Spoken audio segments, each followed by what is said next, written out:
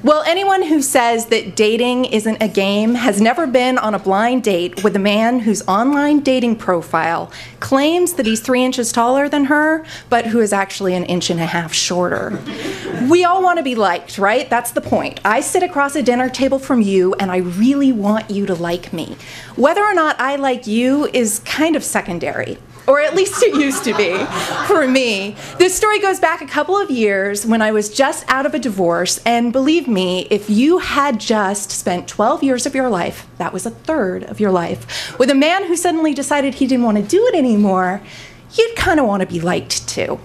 So I met this guy, and he wasn't the cutest guy or the funniest guy or the smartest guy or even the nicest guy, but he liked me, and that felt pretty good. And we were on a committee for this New Year's Eve gala event. And I swear it was just like out of a movie. He says to me, "I think we should kiss at midnight." And I say, "That's a great idea." But as the crowd starts counting down 10, 9, 8, I realize I'm in the wrong room for the kissing. And I bust out of a bar, down a hallway, across a crowded dance floor, and I don't make it in time. But, you know, I get there by 12:01, and we kiss, and it's pretty good. And so we kiss again at 12:05 and at 1:05, and pretty much solid from 2 to 2:30. You get the idea. So a couple of days later, when I'm getting ready for our first official first date, I'm pretty excited. And my first clue that this is not going to go well is when he looks at me and says, "I forget, are you Jewish?" And I say, no, is that a problem? And he says, "Well, you know, in a perfect world, I would marry a Jewish woman, but it's okay because with your coloring, you could convert and no one would ever know." And I'm like, oh great, so I can hide the shame of my Christian birth for the rest of my life behind a tan. That sounds like fun. So then we move on to politics, and clearly this is not a good idea, but this was during the primaries of 2008, and he was a Hillary man, and I was an Obama girl, and I figured this is okay, right? We're both Democrats. No. So he actually says to me, "Well, you know, Barack Obama is a secret Muslim who hates America because all Muslims hate America." And I'm like, oh my God, how do I get out of here?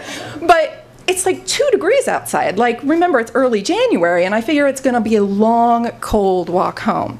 So I figure all I have to do is make it through dinner, and then he'll drive me home, I'll say goodnight, I'll go inside, and I'll be free.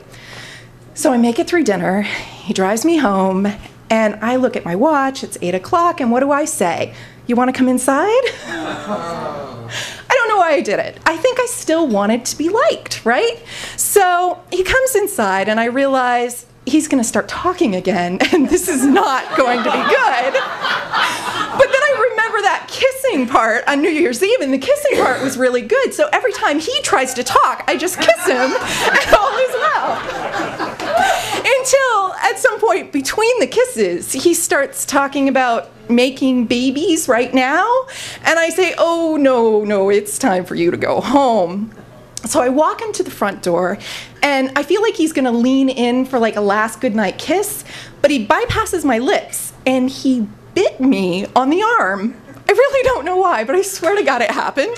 And he left that night with absolutely no idea that anything had gone wrong on this date, and I was left with a bruise, a perfect teeth-shaped bruise on my left upper arm that lasted for 2 weeks. And no, Bill didn't see it because it was wintertime and I wore long sleeves. So a couple of weeks later, a couple of days later, he calls up and starts talking about how excited he is for me to meet his family. And I have to say, I'm really sorry. We're two very, very different people.